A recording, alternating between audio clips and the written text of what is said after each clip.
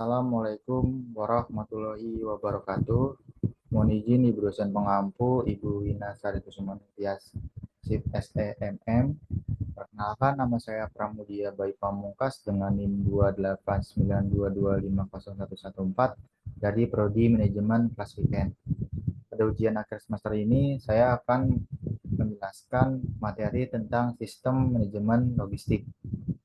Langsung saja ke materi yang pertama.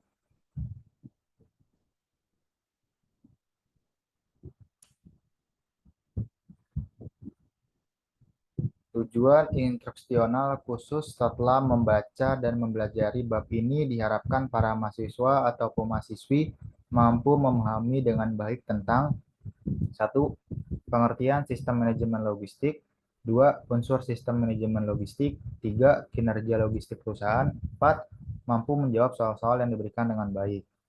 Kegiatan logistik dimulai dari kegiatan pengumpulan bahan, pengangkutan dari pengumpulan bahan, tadi penyimpanan bahan yang baru maupun yang akan datang. Selain itu termasuk juga kegiatan pengepakan, pendistribusian bahan kepada bagian yang membutuhkan sesuai dengan kebutuhan masing-masing dan kebutuhan pengaturan atau manajemen terhadap kegiatan tersebut. Hal ini bisa terwujud apabila ada suatu sistem yang mampu mengkoordinir kegiatan logistik secara terpadu. Dalam perusahaan, dalam bab ini kita akan membahas tentang manajemen logistik dengan segala sesuatu yang dimiliki keterkaitannya. Sistem manajemen logistik. Sistem manajemen logistik merupakan segala usaha terpadu guna pencapaian tujuan logistik yang telah dibuat dan ditentukan sebelumnya. Tujuan logistik dalam sistem logistik dapat berbeda-beda, misalnya tujuan biaya yang serendah mungkin atau tujuan penyimpanan barang yang awet, dan sebagainya. Maka perlunya merancang suatu sistem logistik yang disesuaikan dengan tujuan yang ditentukan sehingga sistem tersebut akan mampu memberikan hasil yang dikehendaki. Sistem logistik dalam suatu organisasi perusahaan sebenarnya merupakan kaitan atau hubungan dari kegiatan logistik dengan unit-unit operasi lainnya. Operasi perusahaan seperti bidang pemasaran, produksi keuangan, dan logistik itu sendiri. Menurut James Johnson, sistem manajemen logistik bahwa keberadaan sistem di perusahaan atau pabrik akan ditentukan oleh faktor-faktor input dan output.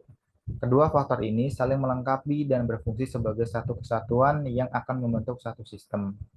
Hal inilah yang dikatakan sistem manajemen logistik. Faktor-faktor input dari sistem manajemen logistik adalah faktor bahan mentah ataupun bahan baku, suku cadang, dan komponen lain yang mendukung. Yang pertama, struktur industri. Yang kedua, pasar yang dituju. Tiga, peraturan pemerintah. Empat, strategi bersaing. Lima, keadaan perekonomian. Enam, manajemen penyelia. Tujuh, kebiasaan pembeli.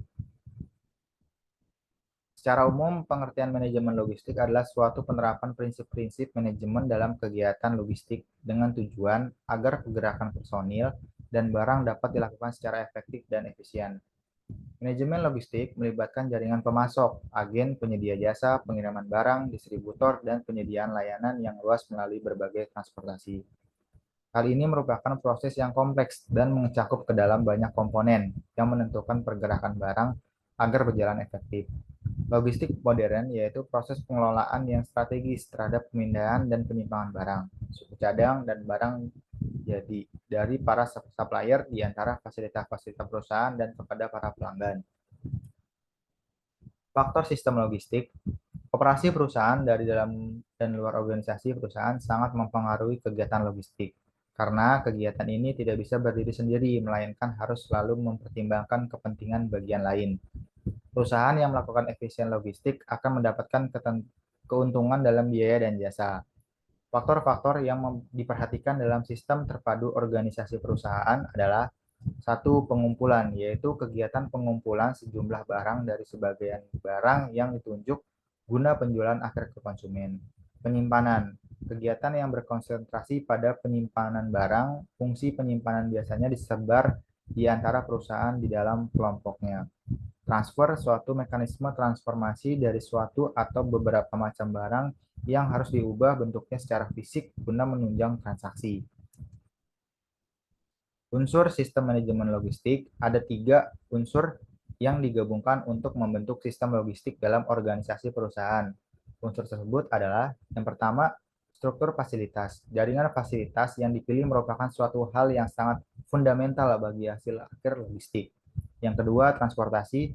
Sistem logistik memandang kegiatan transportasi dengan 4 faktor yang memegang peran yang cukup penting, yaitu biaya, kecepatan, pelayanan, dan konsistensi. Lalu yang ketiga, yang terakhir, secara teori dapat mengadakan jumlah persediaan yang sama dalam kurun waktu tertentu, akan tetapi bisa menerapkan jumlah persediaan yang berlainan di setiap kurun waktunya. Kinerja logistik perusahaan. Kinerja aktivitas logistik harus mampu menghasilkan laba optimum bagi perusahaan melalui pelayanan yang baik kepada para pelanggan. Untuk mewujudkannya, Bauer SOX 1998 menetapkan komponen ukuran kinerjanya, yaitu the nature of logistic performance was identified to include capability, availability, dan quality. Berdasarkan definisi tersebut, kinerja logistik dapat diukur oleh ketiga komponen penting, yaitu ukuran kapabilitas, ketersediaan, dan mutu. Sedangkan siklus kerja total adalah meliputi waktu yang biasa diukur dalam satuan hari, mulai dari penempatan pesanan, order placement, sampai dengan kiriman diterima pelanggan, atau shipment placement dan dalam distribusi fisik siklus tersebut diukur dari saat order transmittal sampai dengan customer delivery. Strategi pengiriman barang, ada beberapa jenis metode pengiriman barang, antara lain ada satu, direct shipping, pengiriman langsung dari produsen ke konsumen sehingga tidak membutuhkan titik perantara seperti gudang dan distributor center. Biasanya barang-barang yang dikirim barang yang mudah rusak dalam jumlah besar dan produk spesial. Keuntungannya, proses penanganan barang dan kemungkinan rusak lebih kecil, waktu pengiriman dari produsen dan konsumen lebih cepat, keakuratan data lebih baik karena tidak membutuhkan banyak titik distribusi dan penyimpanan. Ada tantangannya, penanganan barang bisa menjadi lebih sibuk karena jumlah pengiriman dan dokumentasi yang harus ditangani dengan cepat. Tidak ada safety stock jika ada masalah dalam pengiriman sehingga risiko pengiriman yang ditanggung bisa lebih tinggi. 2. Pergudangan warehousing atau pusat distribusi center. Produk disimpan dulu di gudang atau pusat distribusi sebelum dikirim ke konsumen. Pusat distribusi bisa berupa tempat penyimpanan barang di area yang lebih luas seperti tingkat provinsi. Sistem pergudangan biasa dipakai oleh perusahaan yang menjual barang tahan lama dalam jumlah besar dan risiko ketidakpastian antara pasokan dan permintaan tinggi. Keuntungan, tersedia safety stock untuk antisipasi masalah pasokan dan permintaan yang berubah mendadak. Biaya transportasi bisa ditekan karena barang dikirim dalam jumlah pengiriman yang ekonomis. Tantangannya, jumlah inventory total mulai dari produsen sampai konsumen lebih tinggi. Akibatnya proses dan biaya penanganan barang, biaya tenaga kerja, dan fasilitas lebih tinggi. Bertambahnya kemungkinan kerusakan barang karena proses penanganan yang lebih banyak dan penyimpanan yang lebih lama. Tujuan dan manfaat logistik.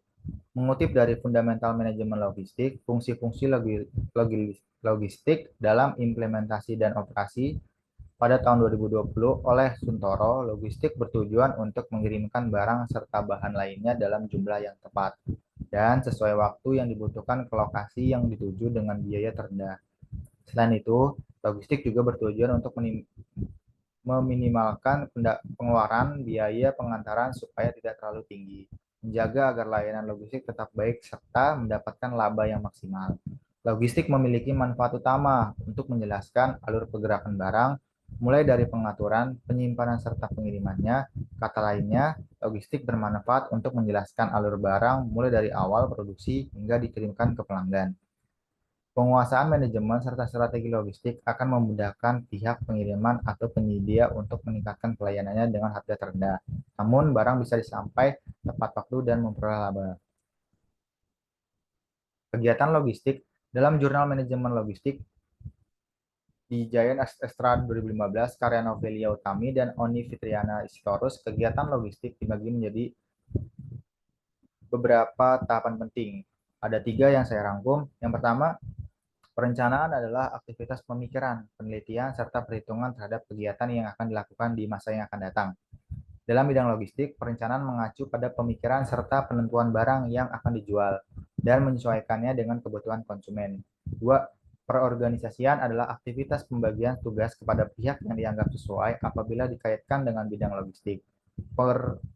Pengorganisasian berarti menentukan siapa saja pihak yang pantas diberi tanggung jawab dalam pengaturan, penyimpanan, serta pengiriman barang.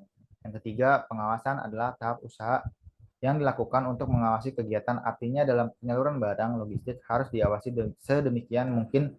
Pengawasan dalam logistik biasanya dilakukan dengan mengecek barang hingga sampai tujuannya.